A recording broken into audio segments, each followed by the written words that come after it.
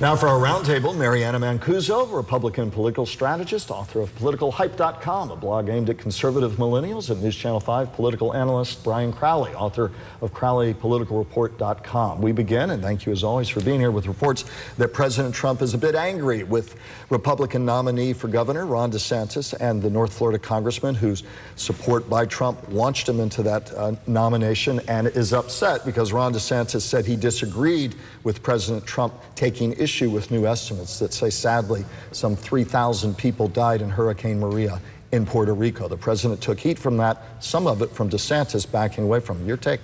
Well, you know, frankly, it was a smart move for Congressman DeSantis to do that. I mean, there's a lot of Puerto Rican voters now in this state.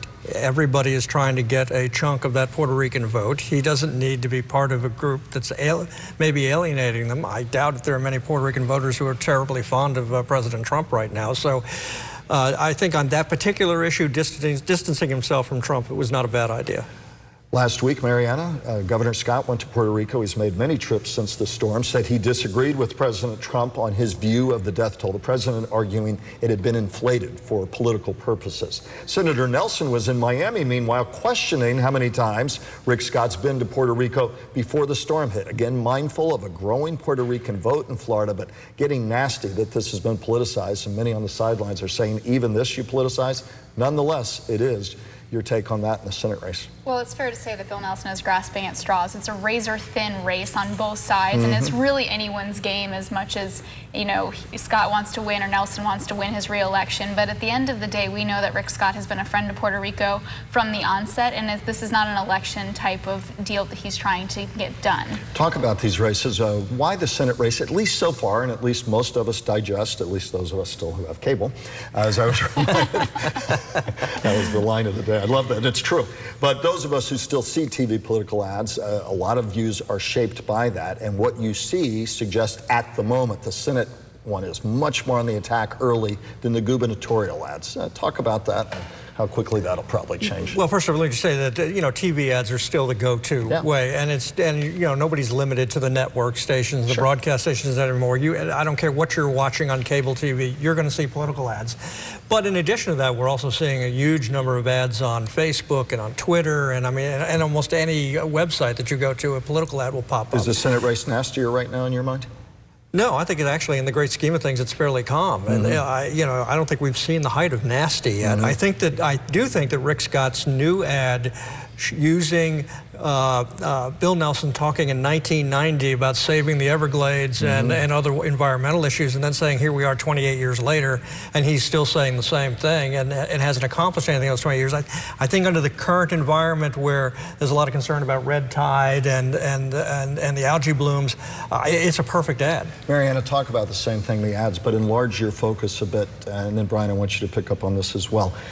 Not only the ads, but as we move into the big stages of the campaign, moving into October, the ads, but where you think, as you're listening to people, they're going to gain traction with their issues, their messages the most, both in the gubernatorial and Senate campaign. You know, when we look at these campaign ads that are out there right now, we know that Rick Scott is running ads that are not necessarily nasty, but they're truthful. We know that Gillum is running on wanting to help the workforce, wanting to help increase pay for teachers, minimum wage, and then DeSantis is running on what he has done and his record.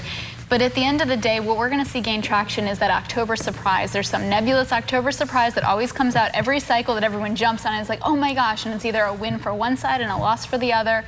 And we're not really sure what's going to happen, but if we look at the gubernatorial race, there's been a lot of whispers regarding FBI and issues with Gillum and Tallahassee whether City or Hall not probe that he says he has no part of. Exactly, and we don't know what that's going to happen, if that's going to bring any fruition. We don't know what could happen between Scott and Nelson, but again, everybody is watching that very closely, and if the ads are this targeted and this direct on the Senate side, they're only going to drill down even harder. Your take on, on all sides of the ledger, including Congressional District 18, where the ads are stacking up. I think what a lot of political reporters and observers miss is many of them don't listen to AM radio.